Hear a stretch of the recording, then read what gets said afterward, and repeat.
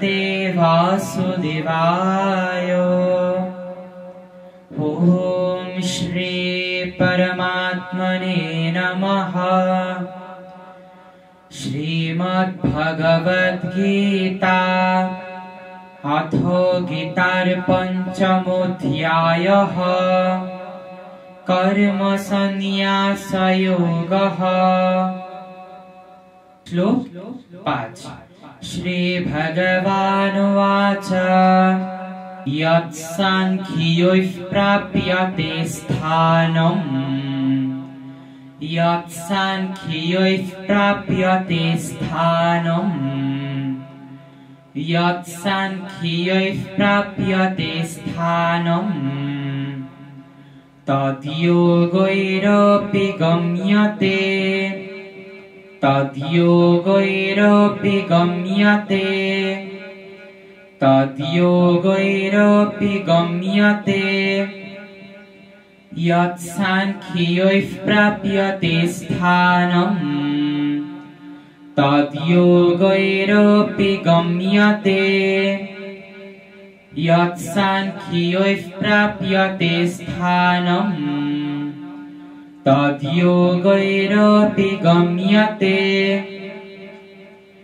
एकं साङ्ख्यं च योगं च एकं साङ्ख्यं च योगं च एकं साङ्ख्यं च योगं च यः पश्यति स पश्यति यः पश्यति स पश्यति यः पश्यति स पश्यति। एकं साङ्ख्यं च योगं च यः पश्यति स पश्यति एकं साङ्ख्यं च योगं च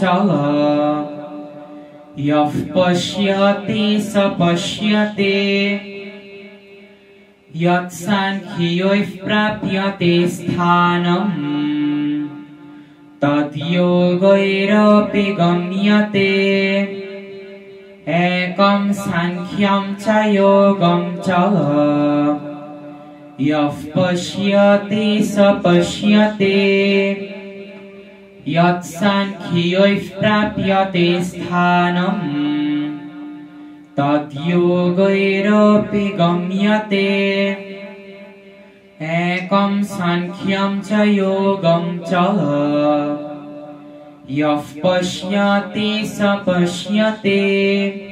गङ्गा गीता सावित्री सीता सत्या पतिव्रता ब्रह्मा बोधि ब्रह्मो विद्या त्रिसन्ध्या मुक्तिगेहिनी अर्धमात्रा चिदानन्दा भवग्निभ्रान्तिनाशिनी वेदोत्रोयि परानन्दा तत्त्वार्थो ज्ञानमञ्जुरी।